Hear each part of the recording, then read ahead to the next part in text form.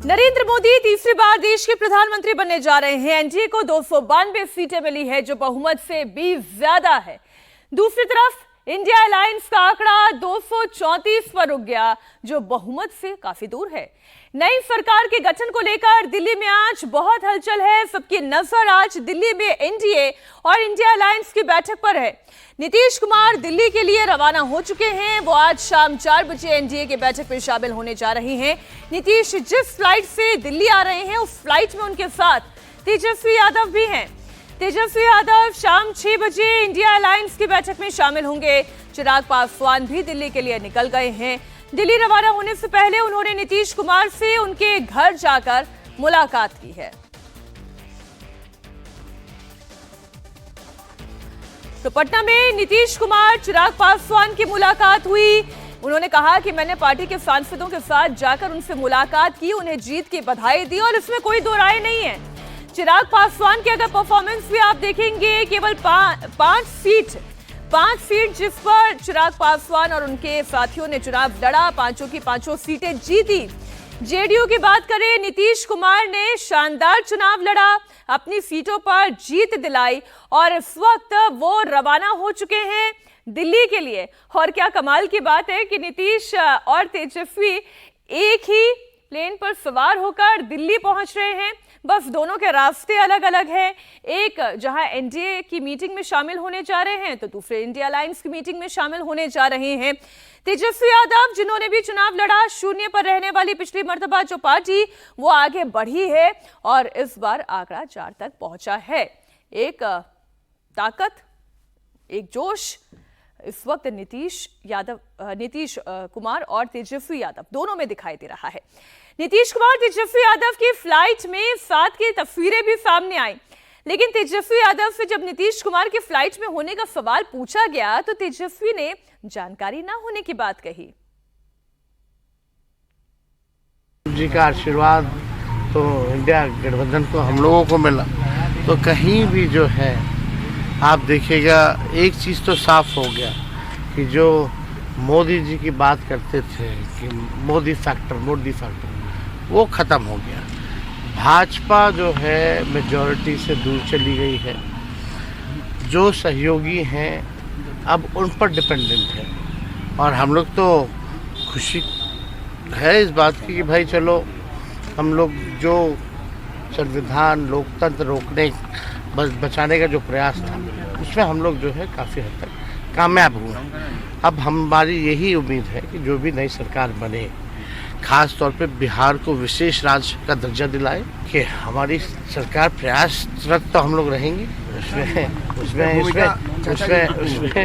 उसमें देखिए प्रयासरत लोगों को रहना चाहिए, क्यों नहीं रहना चाहिए।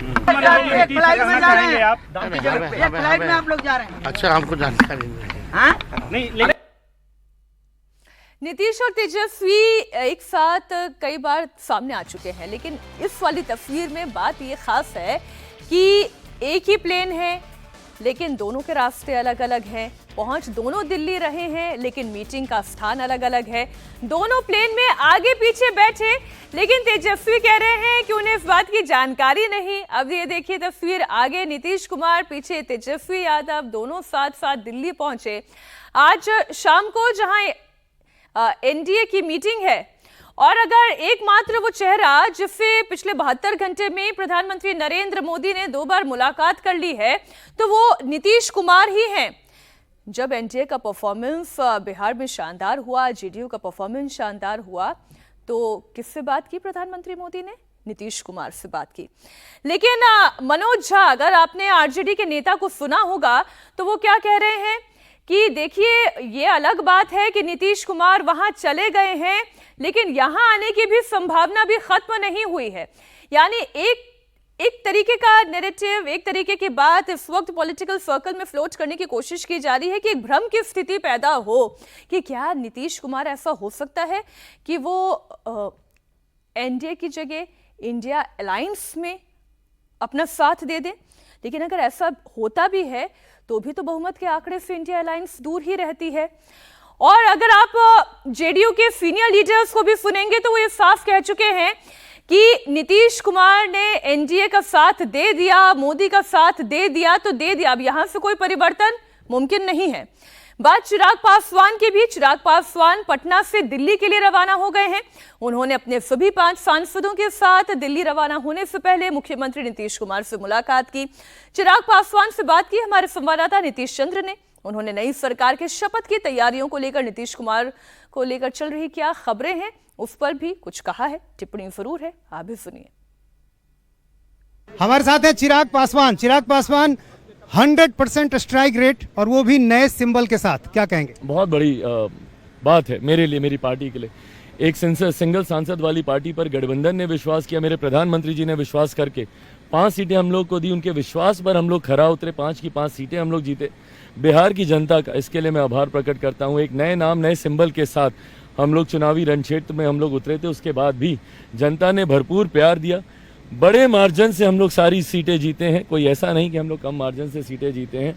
मुझे लगता है ये विश्वास जो जनता ने हम लोग के ऊपर जताया है, हमारे तमाम सांसदों के ऊपर बड़ी जिम्मेदारी है उनके विश्वास पर खरा उतरना, और उतरेंगे, ये वादा भी करता हूं। आखिर जिस तरह के आए हैं, चर्चाएं इस तरह की होने लगी है कि नीतीश कुमार, टीडीपी, यदि इनको जोड़ा जा सकता है, ऑफर दिया जा रहा है, डिप्टी पीएम का ऑफर दिया जा सकता है। ये ख्वाहिश जरूर विपक्ष रखता है। सपने देखने से किसी को आप रोक नहीं सकते, बट हाँ, जनादेश एनडीए के पक्ष में है। जनादेश का अपमान कोई एनडीए का घटक दल करने की सोच भी नहीं सकता है। हम लोग एकजुट हैं प्रधानमंत्री जी के नेतृत्व में, और उन्हीं के नेतृत्व में पुनः देश में सरकार बनने जा रही है। आपकी मुलाकात हुई, बात हुई, क्या बात? बधाई दी उन्होंने, हम लोगों को बधाई दी।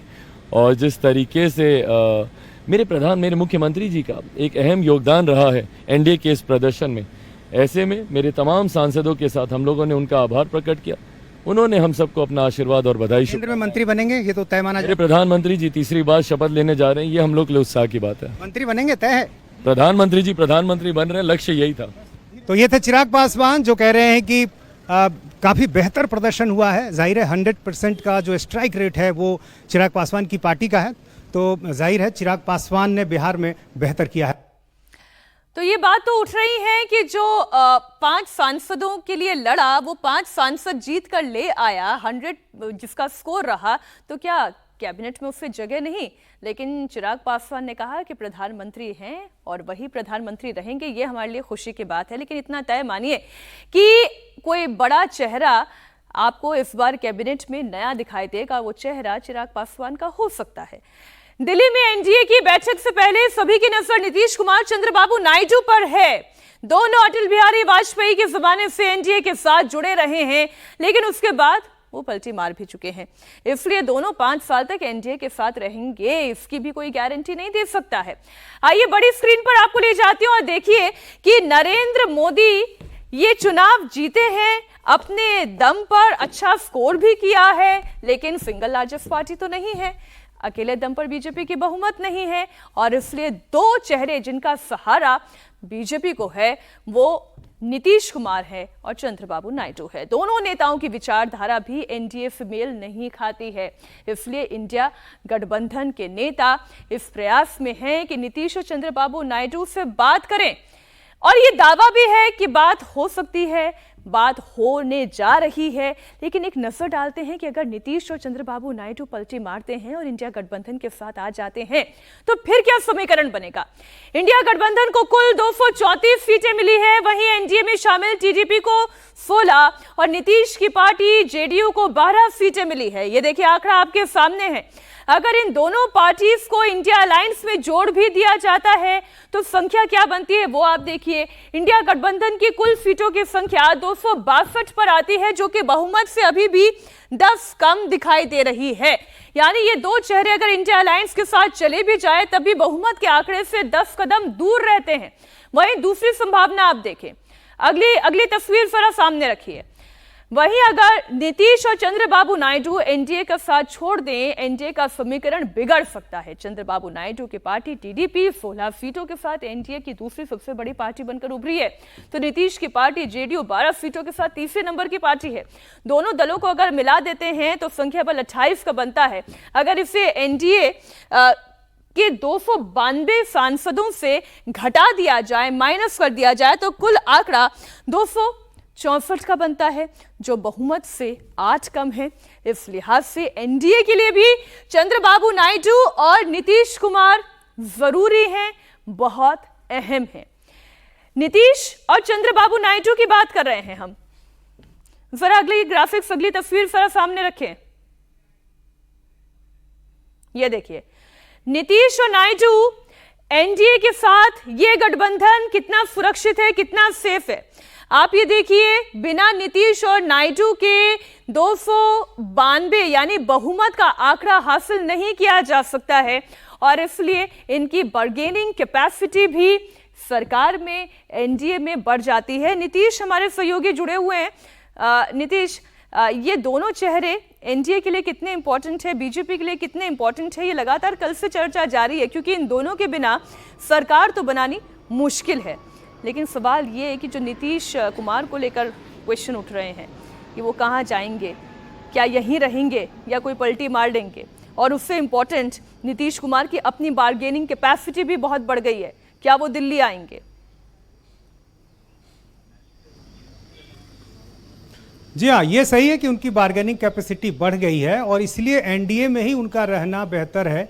ये अभी के राजनीतिक हालात से साफ तौर पर जो मैसेज निकल रहा है वो यही निकल रहा है कि एनडीए में नीतीश कुमार का रहना बेहतर होगा, ताकि वो बार्गेन कर सकें। इससे पहले आपको याद होगा, जब अकेले बीजेपी की सरकार थी, सिर्फ एक मंत्री पद दिया जा रहा था जेडीयू को, नीतीश कुमार नाराज हो गए थे, उन्होंने मना कर दिया था।